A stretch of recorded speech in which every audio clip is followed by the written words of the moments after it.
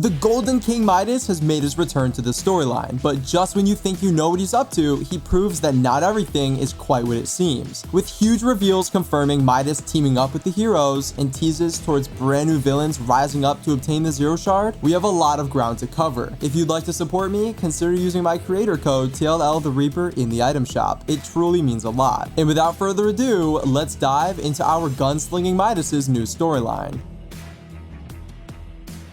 So far, Season 2 has been fairly straightforward. The main theme of Lawless is about a group of outlaws all fighting for control over the gold Dago unknowingly unleashed across the island, including the one big bad wolf, Fletcher Kane, who successfully captured the majority of it. But recently, Kane has put a tax on the island, attempting to take every single gold bar we have left. In-game, everything that requires gold bars actually costs more now. That is until our first update of Season 2 released, introducing the Outlaw Keycard Community Quest, which is a huge community event in which everyone on the island fights back against Fletcher Kane. The more vaults and bars you steal back from him, the further the quest progresses for everyone.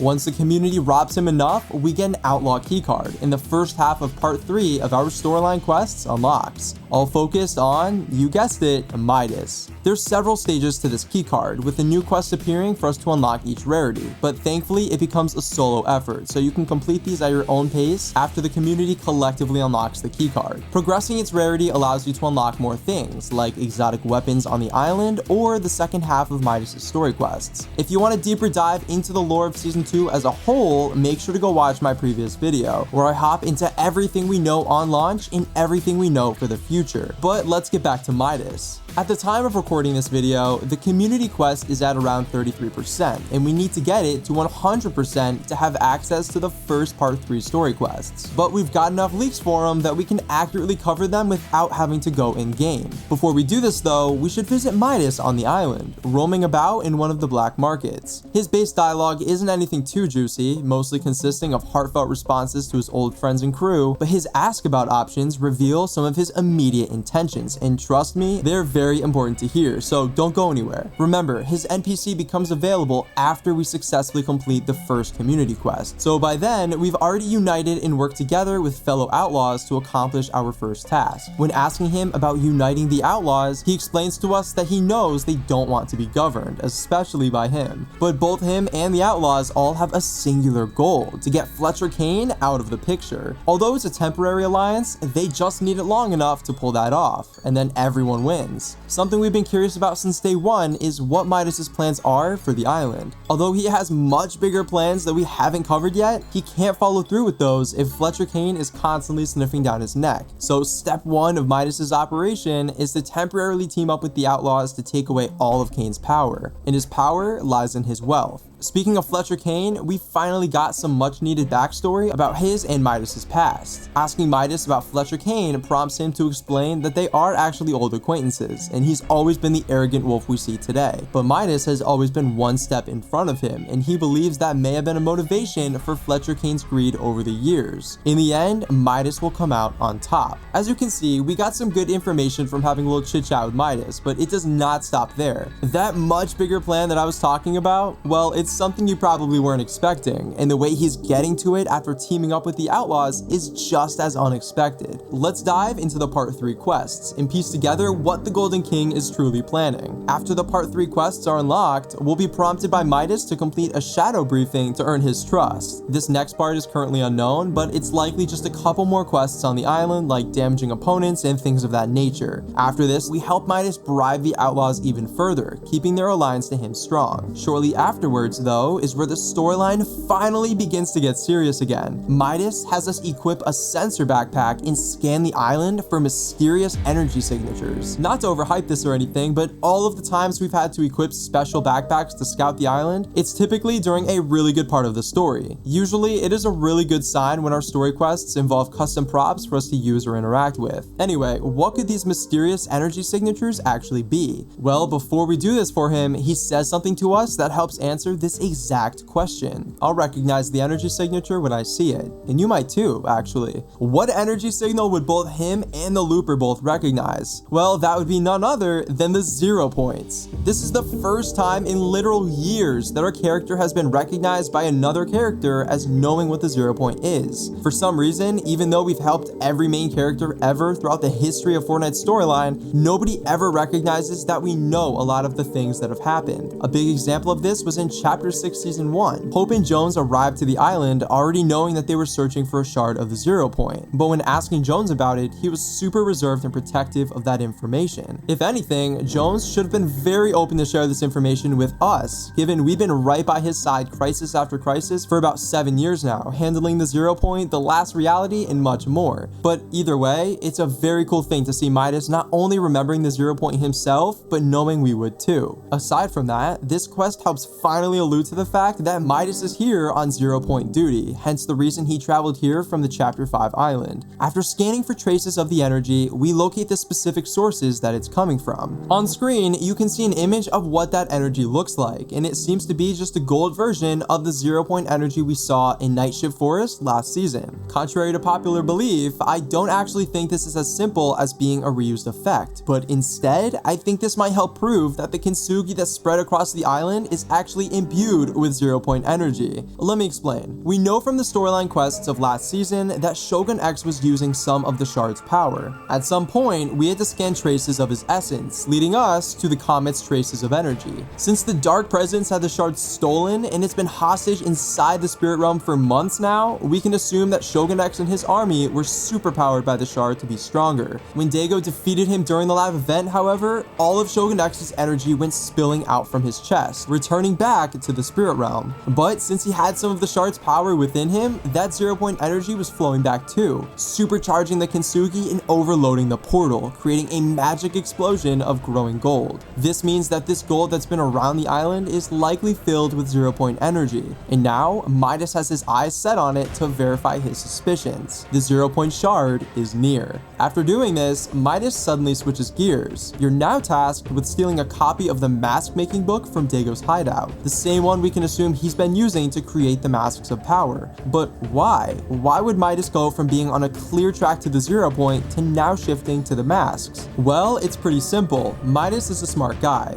Confirming that the kintsugi explosion from the spirit realm portal somehow received traces of 0 energy left him with one logical conclusion. That energy must have come from inside. And of course, that leads us all back to Dago and his masks, aka the only way to get inside if you're not a demon. It seems like this heist is successful and we bring the book back to him. And that's when the big reveal is confirmed. Our final quest is to speak to Midas about the 0 point shard. If this whole video so far hasn't made it obvious enough, Midas is here for the shard. When talking to him at the end of part 3, brand new dialogue is unlocked. This is the part of the video where we shift into high gear, because not only does Midas tease the rest of chapter 6's story, but he also alludes to new upcoming villains that we are still yet to face. Now, these lines might be out of order since at the time of recording this video, I don't have access to them yet, but I tried my best to put them in the order that makes the most sense, so it shouldn't change how to interpret them. Let's see what Midas has to say. Yes, it's true. I'm looking for the 0 point shard. A lot of people are looking for it, actually. Fletcher Kane, Jones, Hope, Dago, if he really is still alive. We need to find the 0 point shard before Kane and Dago. They'll fritter its power away on small-minded ideas. If it means working with Jones and Hope, so be it. But it's imperative we stop the wolf and his mask maker first. I won't deny that I have my own private intentions, but right now, I think we're aligned in purpose. Whoa, that was a lot. Let's start breaking it down. So, big surprise, Midas is on the hunt for the shard, but unbeknownst to us, a lot of people actually are too. We figured Fletcher Kane was here to capitalize on the gold, but as it turns out, he's got bigger goals too. Aside from Kane, Midas makes it clear that he's completely aware of Jones, Hope, and Dago's history on Oninoshima, already knowing that Hope and Jones are hunting for the shard. shard, and questioning if Daigo is truly alive after his battle with Shogun X. From this, and the fact that an NPC had dialogue with him last season, we can come to the conclusion that Midas was definitely already on the island in season 1, witnessing the same events unfold that we did. But his next 2 lines are quite unexpected. When mentioning the urgency of the situation, he refers to both Kane and Daigo as a team, even later calling them the wolf and his mask maker. Earlier in the season, players noticed that while Kendo fought alpha guards at Shogun Solitude, he occasionally mentioned that their masks looked a lot like Daigo's. It seems like this line makes a lot more sense now. After barely defeating Shogun X, Daigo went back into hiding, and he was picked up by Fletcher Kane to personally work for him and produce powerful masks for his guards. In Daigo's hideout under Masked Meadows, you can also find tons of alpha boxes and gold, along with Daigo's mask making device powered back up.